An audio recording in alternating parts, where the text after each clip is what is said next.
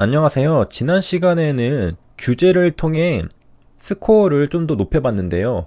규제를 완화해주니까 스코어가 더 높아졌었습니다. 제약을 없애주고 조금 더 복잡한 모델로 만드니까 스코어가 올라갔었는데요. 그 상태에서 조금만 더 개선을 시켰는데 최종적으로 0.64가 되었습니다. 이번에는 피처 하나를 빼줬는데요. 그래서 원래는 4개의 피처를 사용했는데 하나를 빼서 3개로 로지스틱 리그레션을 돌렸습니다. 그 결과 스코어를 보면 파라미터 C를 100으로 해줬을 때 트레이닝 스코어는 0.65, 테스트 스코어는 0.64가 나왔습니다. 이게 최종적인 것이고요. 그래도 아직 한참 모자라다는 걸 알 수 있습니다. 다른 예제를 보면 0.8, 0.9 이렇게까지 나오죠. 유명한 머신러닝 예제들 타이타닉이나 디지털 숫자 맞추기 이런 것들은 점수가 높게 나오는데 그만큼 잘 예측하기 때문에 예제로 쓰기 좋겠죠. 하지만 실전에서는 여러가지 애로사항들이 굉장히 많다는 걸 알 수 있습니다. 왜냐하면 타이타닉이나 숫자 데이터처럼 깔끔한 데이터를 수집하기는 굉장히 힘들기 때문이죠. 모델이 0.64까지 밖에 학습하지 못하는 이유 중에 하나가 바로 깔끔하지 않은 데이터 때문이라고 생각을 하는데요.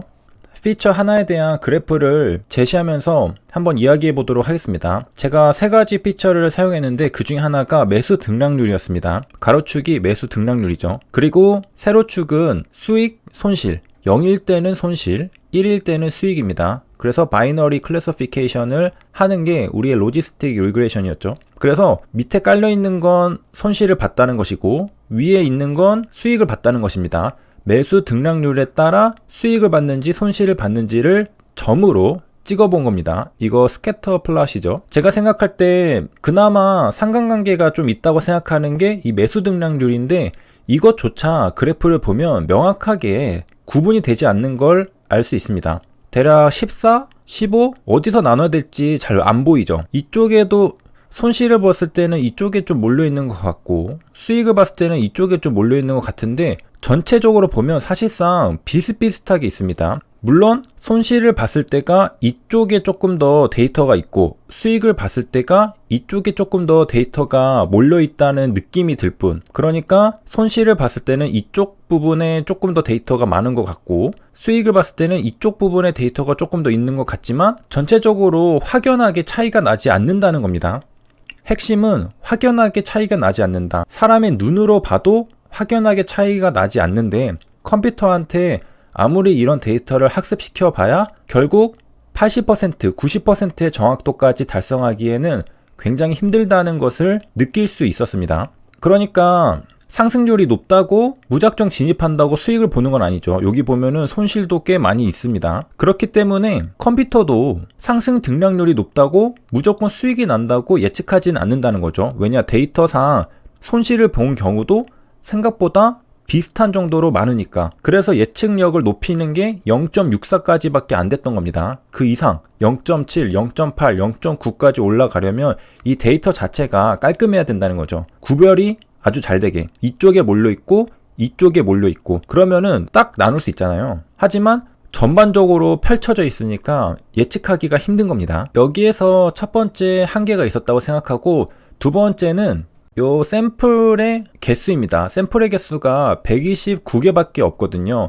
그러니까 데이터가 학습하기에는 꽤 숫자가 적다는 걸 알 수 있습니다. 데이터가 많으면 그래도 거기서 어떤 유의미한 패턴을 학습할 수 있을 텐데 129개밖에 없으니까 충분히 학습하기에는 어려웠던 것입니다. 그래서 크게 이 2가지 이유로 모델이 학습하는데 좀 어려움을 겪었지 않았나 그렇게 생각이 들고 이거는 시간이 지나면 해결이 될 걸로 보입니다. 여태까지 모은 데이터들은 좀 마구잡이로 모아진 데이터들이거든요. 일정한 기준이 사실은 거의 없었습니다. 제가 데이터를 모아가면서 매매 기법을 정립해가고 있었기 때문에 돌파를 막 했던 것들도 섞여 있고 눌림을 했던 것도 섞여 있고 상따했던 것도 섞여 있고 별의별 게 다 섞여 있습니다. 그러니까 일관된 매매가 아니었다는 거죠. 한마디로 잡탕 매매가 다 섞여 있었기 때문에 데이터 자체가 깔끔하지 않았다. 일관성 있는 데이터가 아니었다는 거죠. 그런데도 어느 정도 정확도를 보여주고 있었습니다. 그 점에서는 굉장히 긍정적인 거죠. 그리고 이 데이터 숫자가 작은 거는 앞으로도 데이터를 계속 모아갈 테니까 이거는 숫자가 점점 커지겠죠. 그러면 그때마다 한 번씩 모델을 학습시켜 보면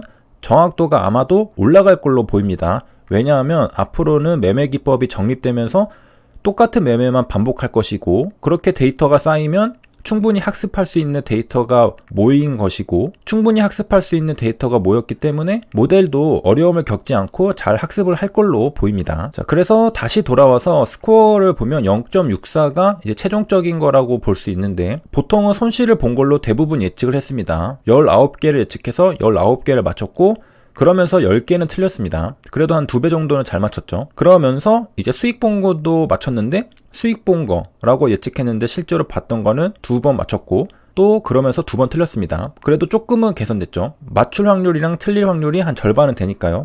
여기는 맞출 확률이 2배, 여기는 맞출 확률이 똑같죠. 아마 시간이 가면서 데이터가 충분히 모이면 스코어도 개선이 될 걸로 예상이 되고요. 사실은 데이터가 이것저것 굉장히 섞여 있는데, 그런 상황에서도 0.64 정도 나온 거는 조금 희망이 있다고 볼 수 있겠습니다. 전체 매매 중 손실 본 게 60% 정도 되거든요. 그런데 이건 64%니까 조금 더 높죠. 물론 뭐 거의 또이또이 하긴 합니다. 그래서 결론을 내리면 학습이 생각만큼 잘 되진 않았다는 것이고, 그 이후로는 그나마 가장 상관관계가 높아 보인다는 이 매수 등락률도 그래프상에서 뚜렷하게 구분되는 차이점을 보여주지 못하고 있는 깔끔하지 못한 데이터였기 때문이라고 생각을 합니다. 물론 이 그래프는 전에 그려봐서 알고 있었지만 그래도 혹시나 해서 돌려봤었죠. 그리고 여기에서 원래 피처가 4개였잖아요. 그 중에 하나 뺐는데 그거는 매수 시간에 대한 피처를 뺐습니다. 그것도 전에 그래프를 그렸을 때 정확하게 구분이 되지 않고 거의 매매하는 시간대가 비슷하잖아요.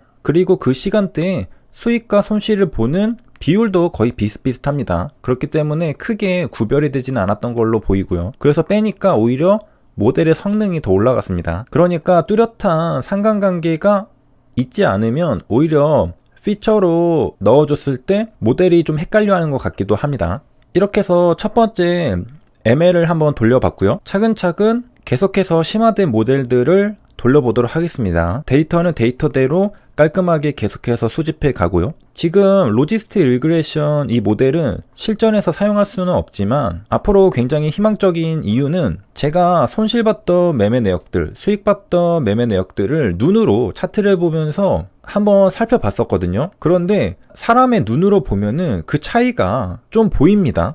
아, 이거는 이래서 손실을 봤구나, 저거는 저래서 수익을 봤구나. 그런데 제가 그 느끼는 그 판단들을 아직은 전부 다 피처로 녹여내지를 못했습니다. 내가 이거는 왜 이래서 손실을 봤구나 라고 생각하는 그 이유들을 숫자로 변환해서 피처로 넣어줘야 하는데 그게 아직은 명확하지 않다는 것이죠. 계속해서 어떻게 넣어줄 수 있을까 고민하고 있고요. 그리고 제가 준비해 놓고 있는 피처들이 굉장히 많은데 사실은 지금 3개밖에 안 썼잖아요. 다른 것들도 다 준비가 되면은 다 넣어보면서 모델을 최적화해 볼 생각입니다. 그래서 어쨌든 희망적인 건 제가 테스트 계좌를 운영하면서 꾸준히 수익을 쌓아가고 있고, 그리고 실제로 매매 복귀를 했을 때도 손실본 매매와 수익본 매매를 구분을 할 수 있거든요. 예를 들어 이 종목은 전고점을 넘었고 전고점 정을 맞았고, 또는 급격하게 올랐고 다지면서 올랐고, 또는 거래량이 터졌고 거래량이 별로 안 터졌고, 또는 일봉 차트가 예쁘고 안 예쁘고 분봉 차트가 예쁘고 안 예쁘고 등등 굉장히 많은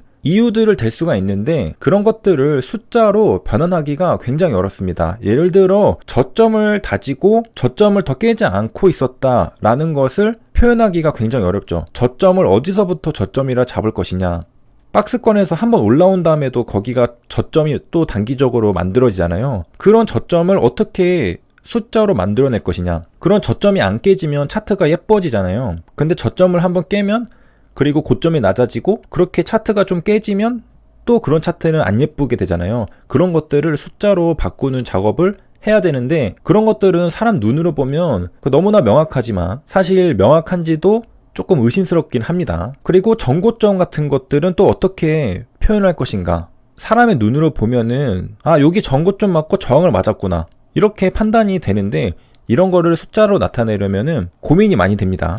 그래서 모델을 최종적으로 완성하기 전까지는 일단은 그런 것들은 저의 경험, 감각에 의존하는 거겠죠. 그렇게 해서 매매를 진행해 나가고 점차 그런 느낌들을 숫자로 다 바꿔보려고 합니다. 그래서 이쯤에서 마치도록 하고 도움이 되셨길 바라며 시청해주셔서 감사합니다.